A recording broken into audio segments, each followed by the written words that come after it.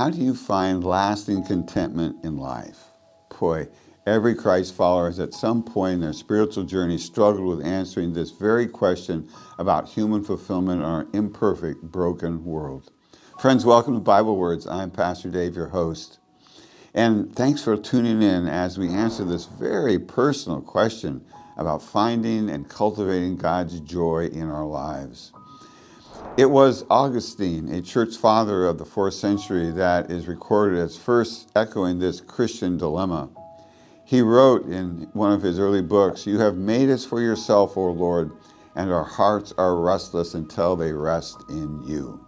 Well, his ancient words capture something that resonates deep within the human soul. But our question is, how do we capture that soul rest of contentment that he was pointing us to so many centuries ago?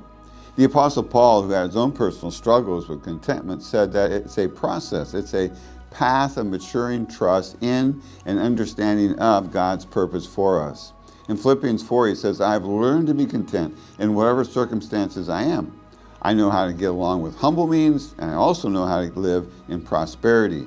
In any and every circumstance, I have learned the secret of being filled and going hungry, both of having abundance and suffering need. I can do all things through him who strengthens me." You know, this learning curve of contentment did not come easy for Paul. When he mentions learning contentment in suffering humble poverty as well as enjoying prosperity, he wasn't kidding. In fact, Paul enjoyed the best but also endured the worst in life during his ministry. And in 2 Corinthians 11, he points to the worst. He says, "In far more labors and far more imprisonments, beaten times without number, often in danger of death. 5 times I received from the Jews 39 lashes. 3 times I was beaten with rods. Once I was stoned. 3 times I was shipwrecked. A night and a day I have spent in the deep of the ocean. I have been on frequent journeys in dangers from rivers, dangers from robbers, dangers from my countrymen, the Jews, dangers from the Gentiles, dangers in the city, dangers in the wilderness, dangers on the sea, dangers from among false brethren. I've been in labor and hardship, through many sleepless nights, in hunger and thirst, often without food, in cold and exposure. And apart from such external things, there was always the daily pressure of concern for all the churches. Who is weak without me being weak? Who is led into sin without my intense concern?" So Paul said that he had learned a secret. What was his secret? In finding contentment in all of his earthly circumstances, including the ones I just read to you. Remember when he said the source of his contentment was at? He said, let me remind you, he says, "I can do all things through him who strengthens me." So when Paul learned God's purpose for pain in our lives, that understanding changed his perspective of life. At one point, he said, "There was given me a thorn in the flesh, a messenger of Satan to torment me, to keep me from exalting myself. And concerning this, I implored the Lord 3 times that it might leave me. And he, the Lord, said to me, my grace is sufficient for you, for power is perfected in weakness." Paul says, "Most gladly, therefore, I will rather boast about my weaknesses, so that the power of Christ may dwell in me.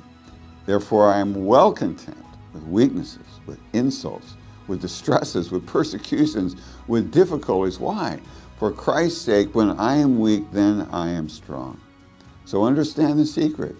Contentment in Christ is about learning to think differently than the world thinks. It's about understanding God's purpose for our lives and changing our perspective in regards to his purpose.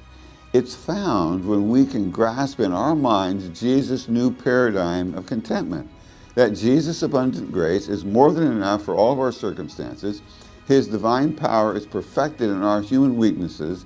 And when we assume that we're at our weakest, then he says in Christ we are actually at our strongest.